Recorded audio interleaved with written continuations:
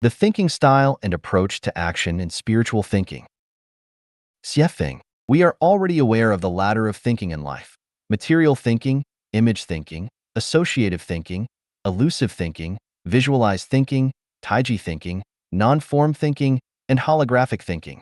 So why do we introduce rational thinking and spiritual thinking? Material thinking, image thinking, associative thinking, and elusive thinking all fall under rational thinking, which is characteristic of human thinking, while visualized thinking, taiji thinking, non-form thinking, and holographic thinking belong to celestial thinking. In other words, rational thinking and spiritual thinking serve as the boundary between human and celestial thinking. If your thinking is rational, do not doubt it. You are undoubtedly human.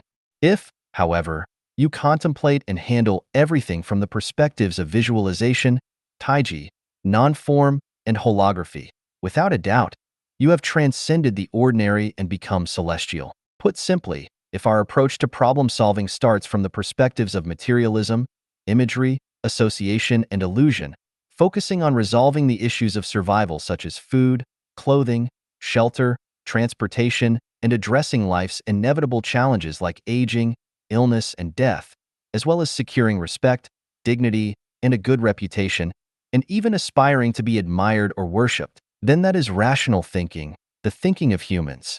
Spiritual thinking disregards these factors. Spiritual thinkers primarily consider whether their approach to handling affairs aligns with the will of the Supreme Life, the Creator, and whether it is consistent with their ultimate goal. In other words, spiritual thinkers make the will of the greatest Creator their own desire and the principles of Tao their guiding rules for action, without considering the benefits to themselves. They ponder whether their actions would please the greatest Creator. For instance, if the Holy Spirit tells you to live in the desert, a spiritual thinker will joyfully head to the desert without hesitation, thinking, "Oh, this is a revelation from the Holy Spirit. I believe in the Holy Spirit, so I should go live in the desert." It's that simple, direct, and straightforward.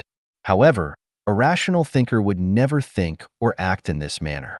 A rational thinker would ask, "There's no water in the desert, wouldn't people die of thirst? What if there's a sandstorm that buries the house? Live in the desert? Are you insane?" Similarly, if the Holy Spirit tells you to go to Canada, a rational thinker will first check how to get a visa. After finding out that applicants need a bank deposit and monthly bank transactions, and realizing they have neither, they would just forget it. "I don't meet the requirements." But a spiritual thinker wouldn't bother checking the requirements or listening to others' advice. They would immediately start the application process. At this point, you might wonder what the Holy Spirit is and how to know if it's a revelation from the Holy Spirit. Let me explain. The Holy Spirit is not a person. It's the voice within us or the greatest driving force we feel in our hearts.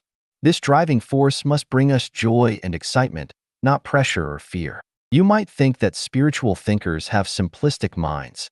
Let me tell you, the minds of spiritual thinkers are infinitely more complex than those of rational thinkers. Spiritual thinkers belong to a higher dimensional thinking, and rational thinkers cannot comprehend the complexity of spiritual thinkers' minds. This can be demonstrated in three ways. Firstly, spiritual thinkers grasp the macroscopic, while rational thinkers grasp the microscopic. For instance, when seeking employment, spiritual thinkers prioritize whether the job brings them joy and happiness, whereas rational thinkers focus on aspects such as salary, working conditions, and prospects. Why is that? Because spiritual thinkers consider the direction of their lives and whether they can ultimately reach heaven. They are unwilling to do anything that conflicts with their destination. On the other hand, rational thinkers consider whether the job can meet their current life needs and don't consider whether their current actions will affect their ultimate goal. From this perspective, spiritual thinkers consider how to live, while rational thinkers consider how to survive. Secondly, spiritual thinkers consider life, while rational thinkers consider human life. To consider life, one must understand the principles and mysteries of life and its relationship with time and space. To consider human life, one only needs to learn the accumulated knowledge and experience of humanity and understand the operating rules of human society. Thirdly, spiritual thinkers maximize simplicity in handling complexity, while rational thinkers always complicate simplicity. For example, when building a community, Those who participated in the construction of our third and fourth branches can recall that the layout and environment of the two communities were beautiful, right? If it were rational thinkers, they would gather everyone to discuss how to lay out and beautify the environment, insisting on drawing plans first, considering the selection of materials and the arrangement of personnel, and so on. However, in the construction of the two branches, there were no such discussions. I just imagined the layout and environment based on the terrain and then told everyone what to do. When everyone worked together, they didn't even know what the final community would look like. Yet, due to excellent cooperation, we completed two beautiful communities in just 2 years. It's worth emphasizing that the mind of someone who simplifies complex issues is significantly more insightful and considers a broader range of factors compared to someone who complicates straightforward matters. It's not even on the same level. Don't believe it?